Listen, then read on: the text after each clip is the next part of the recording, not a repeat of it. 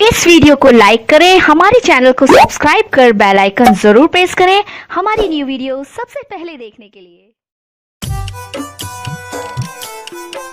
रामानंद भैया जिंदाबाद जिंदाबाद जिंदाबाद। हिदायतपुर सैदपुर के जनता जिंदाबाद जिंदाबाद जिंदाबाद। रामानंद भैया जिंदाबाद जिंदाबाद जिंदाबाद। Recording by Bajrang studio Gyaspur. अगे माई हमरो रामानंद भैया गरीबन के सनम गे माई हमरो रामानंद भैया गरीबन के सनम गे माई गरीबन के सनम हखिन सच्चाई न सनम गे माई सुनले ही यही दैतपुर सैदपुर पंचायत में नमम गे माई सुनले ही यही दैतपुर सैदपुर पंचायत में नमम गे माई।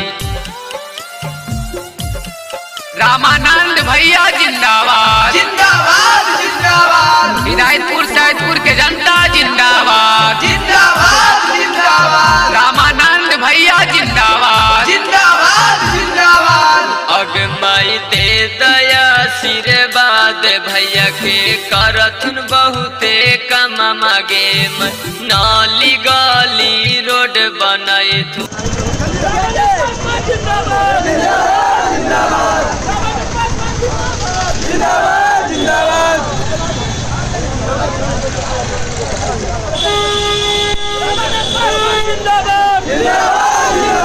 रामानंद पासवान जिंदाबाद। रामानंद पासवान जिंदाबाद। रामानंद पासवान जिंदाबाद।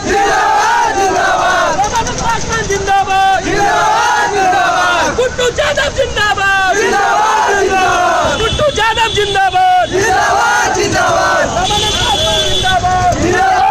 दिलैथुन भैया पिला सनमा गे दिलैथुन भैया पिला सनमा गे मैं दिलैथुन पक्का का नाम गे मैं हमारो रामानंद भैया साचा दिल के न सनम गे मैं हमारो रामानंद भैया साचा दिल के न सनम गे।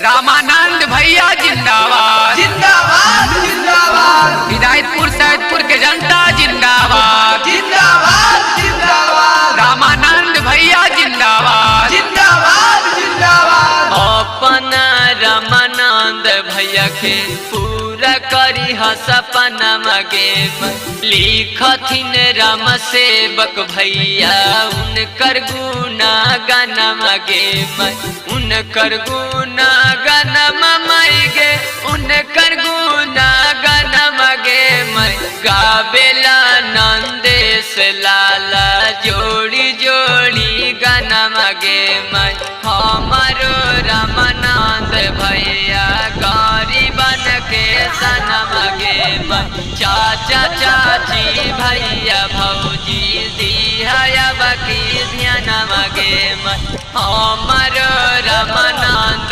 भैया गरीबन के। वीडियो के नीचे रेड कलर का सब्सक्राइब बटन दिख रहा होगा, उस पर क्लिक करके सब्सक्राइब कर लें और साइड में बेल आइकॉन भी दिख रहा होगा, उस पर भी क्लिक कर लें ताकि आपको वीडियो मिले।